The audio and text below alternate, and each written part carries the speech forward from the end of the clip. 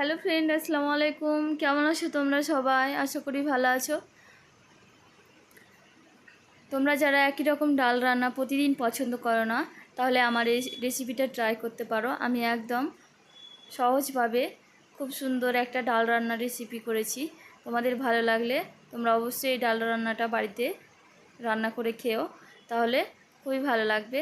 এই ডালটা রান্না করার জন্য আমি প্রথমে একটা রুই মাছের মাথা নিয়ে লবণ হলুদ মাখিয়ে নিয়ে এটাকে ভালোভাবে তেলে এইভাবে ভেজে নিয়েছি। মাথাটাকে একটু ভালোভাবে ভেজে নিতে হবে, তাহলে ডালটার টেস্টটা খুবই ভালো হবে। ওই তেলের মধ্যে আমি একটা বড় সাইজের পেঁয়াজ কেটে নিয়েছি। পেঁয়াজটাকে ভালোভাবে ধুয়ে নিয়েছি। এবার আমি তেলের মধ্যে দিয়ে দিলাম। এবার আমি যেটা করব সেটা হলো 1 বাটি মুগ ডাল আমি দিয়ে দেব। তেলের মধ্যে দিয়ে ভালোভাবে ভেজে নেব ডালটাকে একটু হালকা ভালোভাবে একটু ভেজে নিতে হবে, তাহলে টেস্টটা ভালো হবে। তোমাদের যদি প্রতিদিন একই রকম ডাল রান্না ভালো লাগে না, তাহলে তোমরা এইভাবে ট্রাই করো, অবশ্যই ভালো লাগবে। এক থালা ভাত তোমরা নিমেষেই খেয়ে ফেলবে এই ডালটা দিয়ে, এতটাই টেস্টি হবে। এইভাবে ডালগুলোকে ভালোভাবে ভেজে নিব। ডালটার হালকা একটু কালার চেঞ্জ হয়ে আসলে আমি এখানে জল দিয়ে দেব। ডালটা আমার প্রায় ভাজা হয়ে গেছে। এবার আমি জল দিয়ে ডালটাকে সেদ্ধ করে নেব, সেই জন্য আমি পরিমাণ মতো জল দিয়ে জলটা দেওয়ার পরে আমি হলুদের গুঁড়ো দিয়ে দেব। অল্প পরিমাণে হলুদের গুঁড়ো দেব, হালকা একটু। এবার আমি দেব লবণ, দিয়ে একটু নাড়িয়ে দেব। এবার আমি ডালের ফ্লেভারটা যেন খুবই ভালো হয়, সেজন্য একটা এলাচ এবং একটা তেজপাতা দিয়ে দেব। এবার ঢাকনা দিয়ে কিছুক্ষণ রান্না করে ডালটাকে ভালোভাবে সেদ্ধ করে নেব। ডালটাকে অবশ্যই ভালোভাবে সেদ্ধ করে নিতে হবে। তোমরা যদি কুকারে সেদ্ধ করো, তাহলে ডালটাকে ভালোভাবে ভেজে নিয়ে 2 সিটি মারলে ডালটা সেদ্ধ হয়ে যাবে। এবার আমি একটা মিক্সি নিয়ে নিয়েছি। মিক্সির মধ্যে একটা পেঁয়াজ কেটে নিয়েছি বড় সাইজের, এবং একটা বড় সাইজের রসুন। এবার এগুলোকে কেটে ধুয়ে পরিষ্কার করে আমি মিক্সির মধ্যে দিয়ে এবার একটু জল দিয়ে দিলাম। জল দিয়ে ঢাকনাটা আমি লাগিয়ে দেব। এবার একটা ভালো পেস্ট বানিয়ে নেব। ডালটা আমার কিছুক্ষণ রান্না করার পরে আমার সেদ্ধ হয়ে গেছে। এই যে ডালটা আমার সেদ্ধ করতে আরও একটু জল লেগেছে। তোমাদের যদি জল লাগে তোমরাও একটু দিয়ে নিও। এভাবে আমি ডালটাকে ভালোভাবে সেদ্ধ করে নিয়েছি। ডালটা সেদ্ধ হতে প্রায় আমার 20 থেকে 25 মতো টাইম লেগেছে। 20 মিনিট থেকে 25 মিনিট হলেই ডালটা ভালোভাবে সেদ্ধ হয়ে যাবে। এবার আমি আবারও একটা গ্যাস জ্বালিয়ে নিচ্ছি।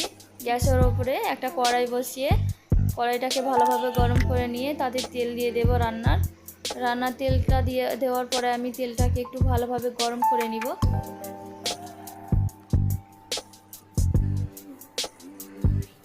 তেলটা আমার ভালোভাবে গরম করে নিয়েছি।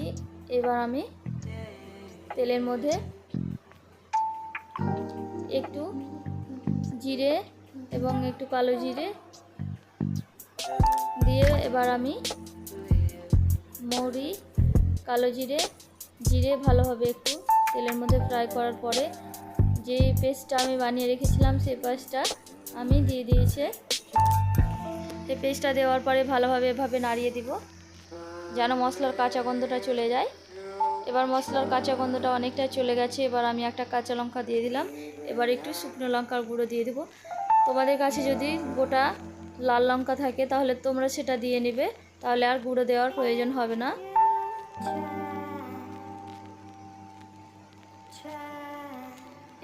মশলাগুলোকে আমি একটু ভালোভাবে কষিয়ে নিলাম এভাবে। এবার আমি চা চামচের 4 ভাগের 1 ভাগ আমি ভাজা জিরে গুঁড়ো দিয়ে দেব। আমার রেসিপিগুলো ভালো লাগলে তোমরা লাইক করে দিও।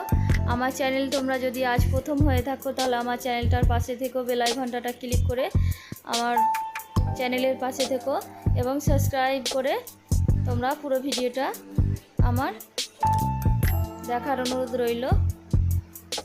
মশলাটা আমার ভালোভাবে কষানো হয়ে গেছে। সেদ্ধ করা ডালটা আমি এবার মশলার মধ্যে দিয়ে দিব। দিয়ে এভাবে করে একটু ভালোভাবে নাড়িয়ে দিব। এইভাবে ডাল রান্না তোমাদের কার কার ভালো লাগে তোমরা অবশ্যই অবশ্যই আমাকে কমেন্টে বলে যেও। এবার আমি ডালের টেস্টটা বাড়ানোর জন্য কয়েকটা কিশমিশ দিয়ে দিলাম।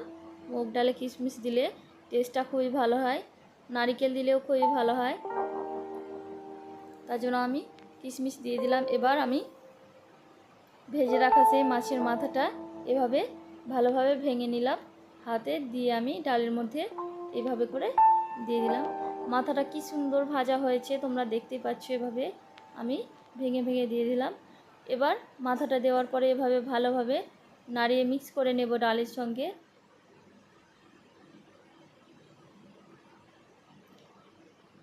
নাড়িয়ে ভালোভাবে ডালের সঙ্গে মিক্স করে নিয়েছি। এবার ঢাকনা দিয়ে আমি 2 মিনিট মতো লো ফ্লেমে এটাকে রান্না করে নেব। এটাকে 2 মিনিট মতো লো ফ্লেমে রান্না করলে এর টেস্টটা ভালো হয় এবং মাথাটা ডালের সঙ্গে ভালোভাবে মিশে যায়, ডালের স্বাদটা অনেক বেড়ে যায়। এইভাবে আমি ডালটা তোমাদের সঙ্গে শেয়ার করলাম।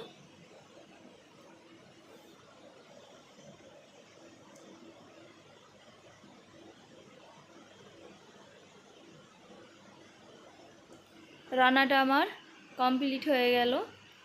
এবার আমি নামিয়ে নেব। এটা তোমরা চাইলে গরম গরম ভাত, রুটি, পরোটা সব কিছুর সঙ্গে খেতে পারো এবং ফ্রায়েড রাইস সব কিছুর সঙ্গে এটা খাওয়া যায়।